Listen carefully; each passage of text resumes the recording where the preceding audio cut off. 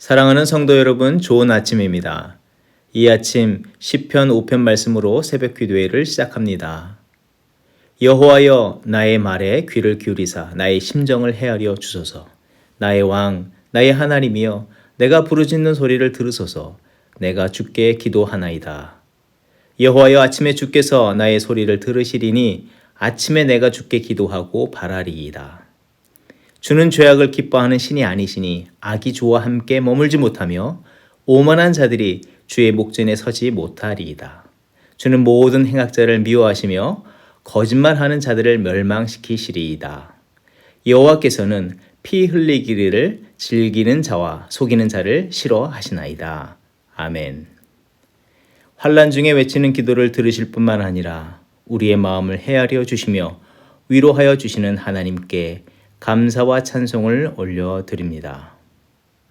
누군가가 행한 죄와 악, 그 강포로 눈물을 흘리고 분노와 원망, 보복으로 치닫는 마음을 멈추게 하여 주시고 돌이켜 하나님께로 향하여 하나님의 선하심과 인자하심, 그 신실함을 바라보게 하사 상한 마음을 회복시키시고 도리어 하나님의 거룩을 닮은 온전한 삶으로 인도하여 주시니 감사드립니다. 이 아침 하루의 첫 시간, 첫 자리, 우리에게 베풀어 주신 그 은혜에 감사하며 어둠 속에서도 우리의 삶을 빛되게 하시는 하나님의 뜻을 따라 삶의 모든 자리에 주의 은혜와 영광의 빛을 비추는 우리의 하루의 삶이 되게 하여 주시옵소서. 우리를 주의 진리의 말씀으로 이끌어 주시옵소서. 감사드리며 예수님의 이름으로 기도하옵나이다. 아멘. 오늘 우리에게 주시는 하나님의 말씀은 신명기 11장 26절에서부터 32절의 말씀입니다. 내가 오늘 복과 저주를 너희 앞에 두나니 너희가 만일 내가 오늘 너희에게 명하는 너희의 하나님 여호와의 명령을 들으면 복이 될 것이요. 너희가 만일 내가 오늘 너희에게 명령하는 도에서 돌이켜 떠나 너희의 하나님 여호와의 명령을 듣지 아니하고 본래 알지 못하던 다른 신들을 따르면 저주를 받으리라. 내 하나님 여호와께서 내가 가서 차지할 땅으로 너를 인도하여 들이실 때에 너는 그리심산에서 축복을 선포하고 에발산에서 저주를 선포하라. 이 두 산은 요단강 저쪽 곧 해지는 쪽으로 가는 길 뒤 길갈 맞은편 모래 상수리 나무 곁에 아라바에 거주하는 가나안 족속의 땅에 있지 아니하냐. 너희가 요단을 건너 너희 하나님 여호와께서 너희에게 주시는 땅에 들어가서 그 땅을 차지하려 하나니 반드시 그것을 차지하여 거기 거주할지라. 내가 오늘 너희 앞에 베푸는 모든 규례와 법도를 너희는 지켜 행할지니라. 아멘. 오늘 말씀은 이스라엘 백성 앞에 복과 저주를 두었다고 말씀하시면서 옳은 선택을 할 것을 요청하시는 말씀으로 본문이 시작됩니다. 그 복과 저주를 상징하는 축복의 산으로서 그리심산과 저주의 산으로 에발산을 두었다고 말씀해 주십니다.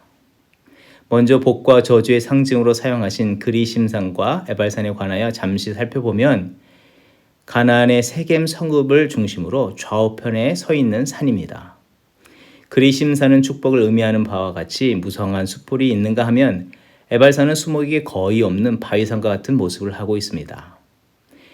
그들 앞에 놓아두신 이 극명한 모습을 한 두 산, 하나님께서 그것을 두시고 복과 저주의 갈림길을 상징하는 것으로 사용하시는데 하나님께서 뜻하시는 바가 무엇이겠습니까? 이런 상징적인 모습을 통해서 하나님은 분명하게 이스라엘 백성에게 말씀해 주시기를 원하시는 것이 있음을 우리는 알 수가 있습니다. 어린 자녀들이 어느 정도 자라면 자신들도 생각이 있고 또한 경험들이 늘어나서 자신의 판단을 앞세워서 행동할 때가 있습니다. 그때 부모님 보시기에 옳지 않은 결정을 할 때에 부모님들은 그들을 향하여서 권면합니다. 타이르고 안 되면 이런 말씀도 하십니다. 내가 그동안 그렇게 가르쳐주고 내게 일렀는데 내가 따르지 않는다면 어쩔 수 없다. 너도 이제 분별할 수 있다고 하니까 네가 알아서 해라. 그렇지만 나는 분명히 얘기했고 후일 나에게는 원망하지 마라. 이런 말씀을 하실 때가 있습니다. 이런 경험들이 있으시죠? 그때 어떤 마음으로 이런 말씀을 자녀들에게 하였습니까? 그들에게 어떤 선택권을 준 것입니까? 도리어 선택권을 준 것이기보다는 자신들의 설익은 생각과 결정을 따르기보다 더 온전히 바라보는 이 부모님의 뜻에 순종하는 것이 옳은 것임을 강조하여 말씀하신 것이 아니겠습니까? 그와 같이 하나님께서는 그 사랑하는 백성들을 위해서 그들이 반드시 걸어야 할 생명과 복의 길로 나오도록 하시기 위해서 이와 같이 말씀을 전하고 계신 것으로 우리는 이해할 수 있는 것입니다. 참된 하나님의 뜻을 선택하기를 바라는 하나님의 강한 의지와 열망을 들려주시고 계신 것이고, 너희는 내가 사랑하는 자녀로서 반드시 복을 선택하고 복의 길로 나오라는 하나님의 사랑의 명령이기도 한 것입니다. 그러나 종종 사람들은 하나님의 말씀의 뜻을 잘못 이해하여서 자기에게 결정권이 있다고 생각하고 스스로 생각하기에 그것이 지혜롭고 현명한 결정이라고 여기고 자기의 길을 고집하며 그 길로 달려가려고 하는 경우들이 있다는 것입니다. 또 자기 결정이 옳다고 여기면서 그것을 합리화하기 위해서 자신과 모두에게 또 그것이 하나님께도 좋은 것이라고 말하기까지도 합니다. 성경에서 한 예를 살펴볼 수가 있는데요. 이스라엘 초대왕 사울왕은 하나님께서 아말렉을 모두 진멸하라는 명령을 주셨습니다. 그들의 살찐소와 양, 그것이 내 눈에 보기에 어떠하든지 하나님 앞에 가증한 것이 되었고 또 너희에게도 절대로 유익한 것이 아니기에 그것을 모두 진멸하라고 명령을 주셨습니다. 하지만 사울왕은 그 앞에서 어떻게 행동을 합니까? 사무엘상 15장 15절의 말씀, 백성이 당신의 하나님 여호와께 제사하려 하여 양과 소의 가장 좋은 것을 남김이요 그 외의 것은 우리가 진멸하였나이다. 곧 자신의 보기에 자신의 판단에 좋은 것은 취하고 나머지는 다 진멸하였다는 것입니다. 하지만 그 결과는 어떻게 되었습니까? 자신의 소견에 옳은 대로 결정을 하였기 때문에 그 결과는 하나님께서 이와 같이 말씀해 주셨습니다.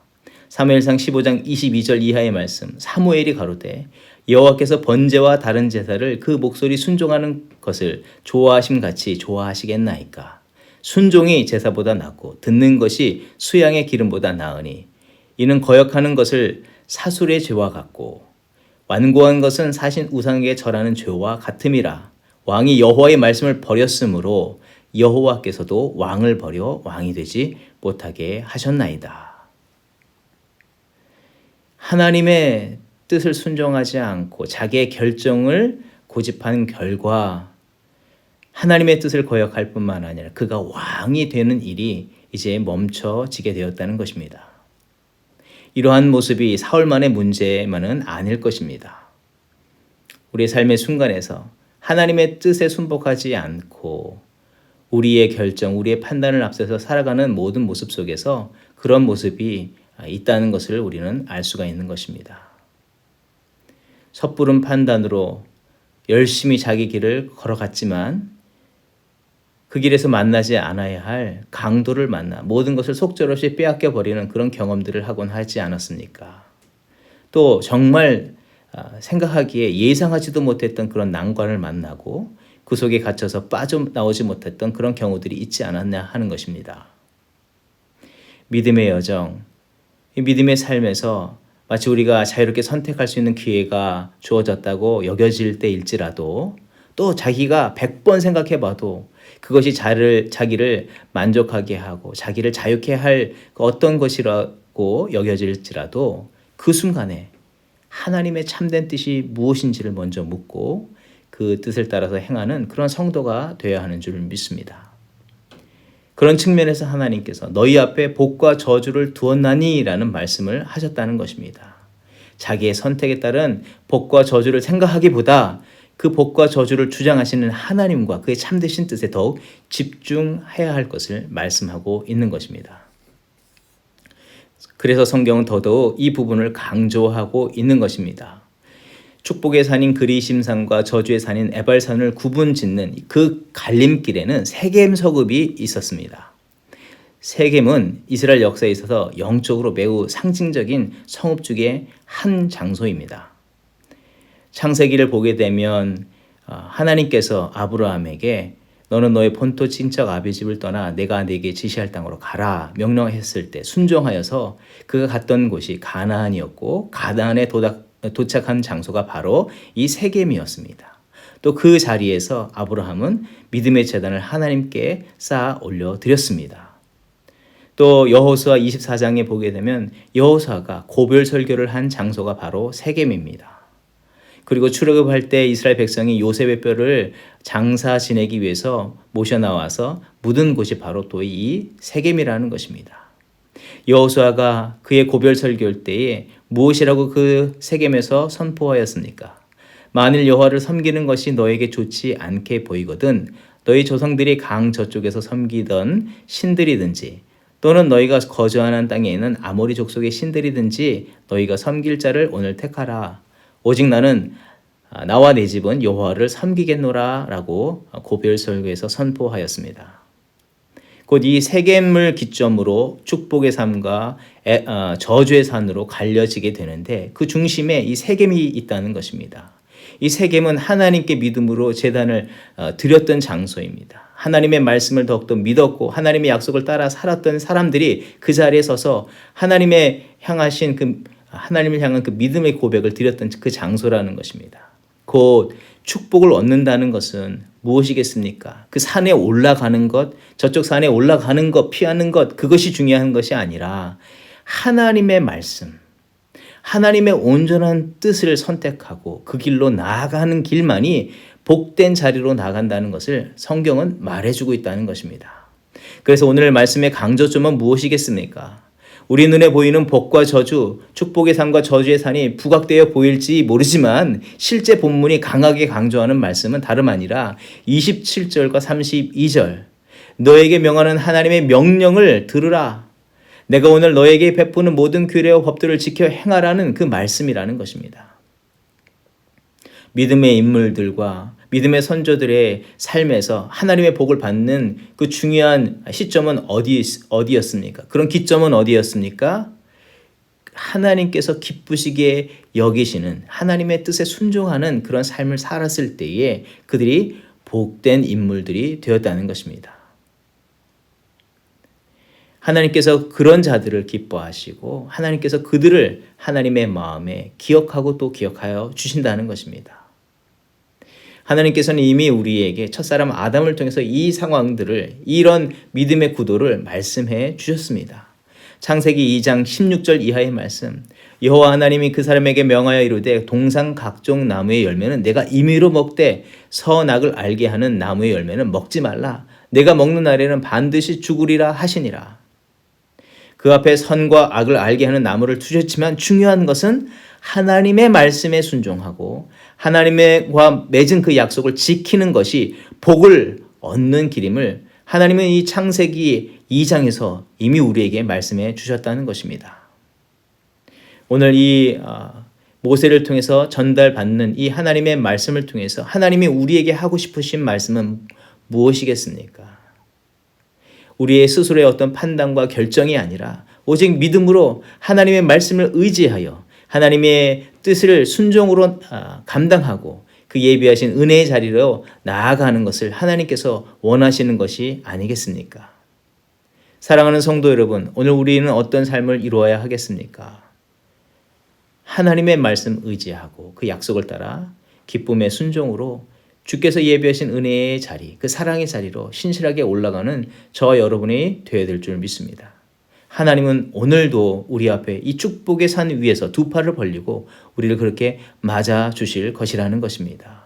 그런 믿음의 삶을 이루는 저와 여러분의 삶이 되기를 주의 이름으로 축원드립니다. 기도하겠습니다. 사랑의 주 하나님, 오늘도 우리 앞에 하나님의 예비하신 크신 복을 허락하여 주시고 그 길로 나오기를 원하시는 하나님께 감사와 영광을 돌려드립니다. 오늘 이 하루를 살아갈 때 이스라엘 백성에게 주신 그 말씀처럼 우리 앞에 두신 복의 길로 믿음으로 반응하며 나아가는 우리 되게 하여 주시옵소서. 오늘 매 순간의 삶에서 우리의 어떤 생각과 판단, 원하는 바를 따라서 어떤 결정을 하기보다 또 혹 어떤 선택과 결정에 그 중요한 순간이 놓였을지라도 나의 삶에, 나의 마음에, 나의 생각에 기록하신 하나님의 말씀을 떠올리게 하시고 그 약속의 말씀만 의지하여 좌우로나 우로나 치우치지 않고 믿음의 길로 나아가게 하여 주시옵소서. 그런 삶을 통해서 하나님께서 예비하신 그 은혜를 누리게 하시고 또 그 은혜 받은 자들로 세상에 하나님의 그 사랑을 증거하는 저희들 되게 하여 주시옵소서. 복의 근원이 되신 예수 그리스도의 이름으로 감사하며 기도하옵나이다. 아멘.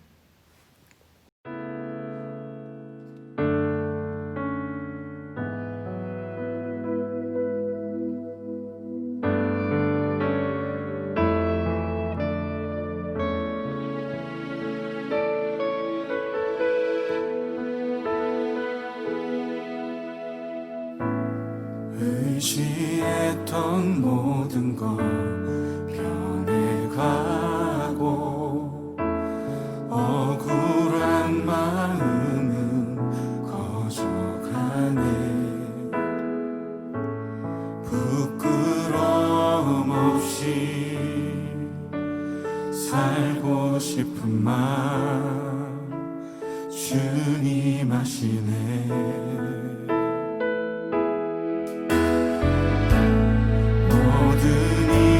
선으로 이겨내고 죄의 유혹을 따르지 않네. 나를 구원하신 영원한 그 사랑 그 신분이 날 붙드시네.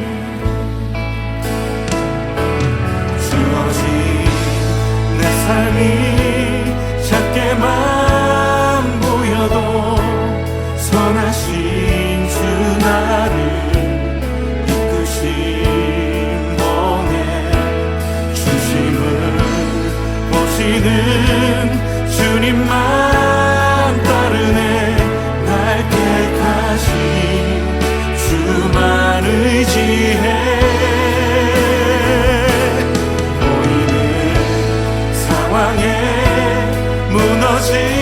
무너질지라도 예수 능력이 나를 붙드네. 보이지 않아도 주님만 따르네. 내 평생 주님을 노래하리라.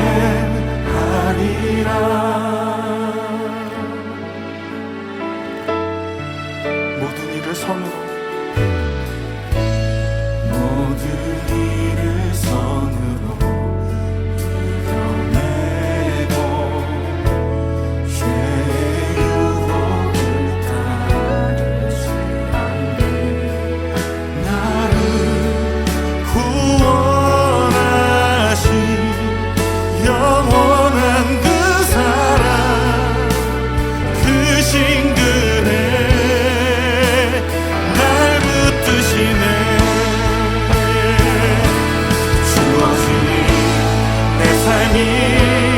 작게만 보여도 선하신 주 나를 이끄신 번에 중심을 보시는 주님만 따르네. 날 택하신 주만 의지해. 보이는 상황에 무너질지라도 예수 능력이 나를 붙드네. 보이지 않아도 주님만 따르네. 내 평생 주님을 노래. 우리 다시 한번 고백합시다. 주어진 내 삶이 작게만 보여도 선하신 주 나를 이끄신 번에 중심을 보시는 주님만 따르네. 날 택하신 주만 의지해. 보이는 상황에 넘어질지라도 예수 능력이 나를 붙드네. 보이지 않아도 주님만 따르네. 내 평생 주님을 이 시간 함께 기도하며 나아갑시다. 주님, 선하신 주님이 나를 이끄심을 믿습니다. 내 평생에 예수의 능력을 의지하며 예수의 이름을 높이고 날 택하신 예수의 소망으로 살고 예수 살아계심을 노래하는 자 되게 하여 주시옵소서. 우리 함께 기도하며 나아갑시다.